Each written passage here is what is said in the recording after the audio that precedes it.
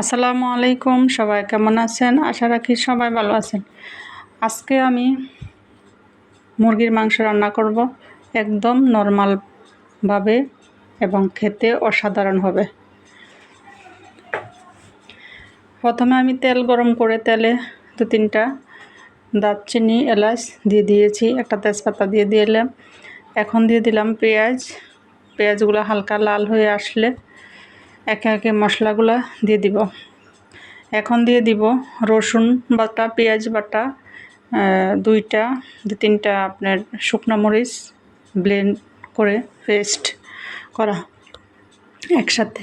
এখন দিয়ে দিব একটু আদা বাটাটা আলাদা করা হয়েছে।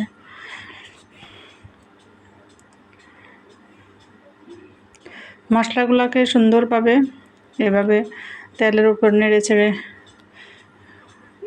ভালোভাবে কষিয়ে নিতে হবে। এখন দিয়ে দিব লবণ, হলুদের গুঁড়ো, মরিচের গুঁড়ো, জিরার গুঁড়ো, ধনিয়ার গুঁড়ো এবং গরম মশলার একটু গুঁড়ো।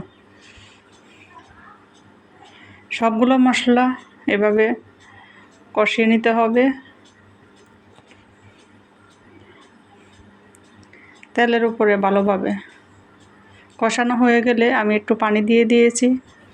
পানি দিয়ে ঢাকনা দিয়ে ভালোভাবে কষিয়ে নিতে হবে। এই মশলাগুলো ভালোভাবে কষানো হলে পরেই তরকারিটা আপনার মশলা গন্ধ লাগবে না এবং টেস্টটা দ্বিগুণ বেড়ে যাবে।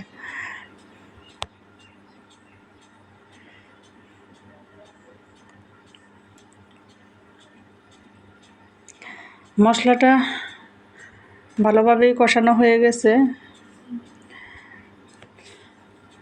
এক সাইডে দিয়ে একটু আগুন বেশি লাগার কারণে কড়াইটা কালো হয়েছে, একটু বেশি পুড়ে নাই কিন্তু দেখতে কালো দেখায়। এখন আমি মুরগির মাংসের সাথে একটা মুরগি মিডিয়াম সাইজের একটা মুরগির অর্ধেকটা মাংস নিয়েছি। লেগ পিসের সাইডের অর্ধেক আর উপরের ডানার সাইডের অর্ধেক, মানে মুরগির 2 বুকের মাংস নিয়েছি, রানের মাংস নিয়েছি। 2টা সমান সাইজ করে অর্ধেকটা মুরগি নিয়েছি আর 2টা আলু নিয়েছি।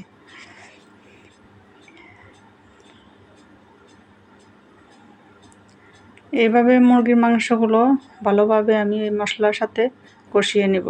চুলা কমিয়ে ঢাকনা দিয়ে রাখতে হবে 10 মিনিটের মতো।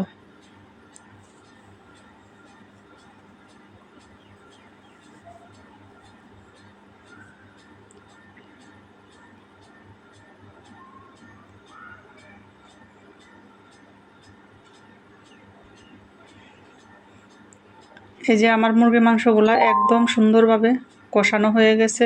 চুলা কমিয়ে রাখার জন্য একটু সময় বেশি লাগছে, কিন্তু মশলাটা এভাবে ভালোভাবে কষানোর পরে মাংসগুলা আবার মাংস একসাথে দেওয়ার কারণ হলো আলুগুলা এখন একটু সিদ্ধ হতে সময় লাগে।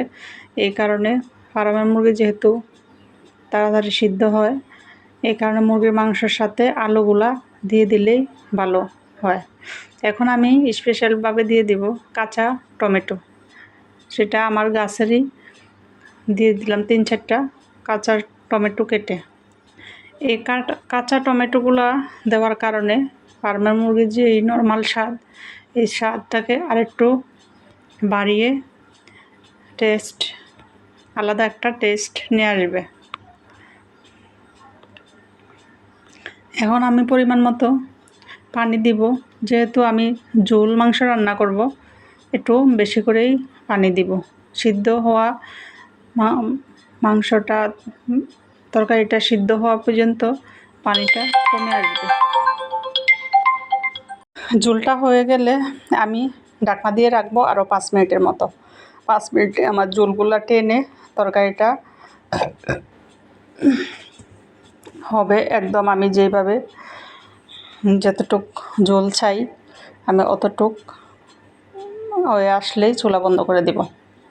এই তো আমার এরকম আমি ঝোল রাখবো তরকারিতে, কারণ গরমের দিন একটু ঝোল তরকারিও মাঝে মধ্যে খেতে ইচ্ছে করে, ভালো লাগে।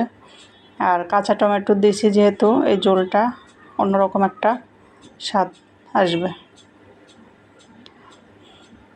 সবাই ভালো থাকবেন, আল্লাহ হাফেজ। এই তো আমার তরকারিটা একদমই রেডি। সবাই ভালো থাকবেন, আল্লাহ হাফেজ।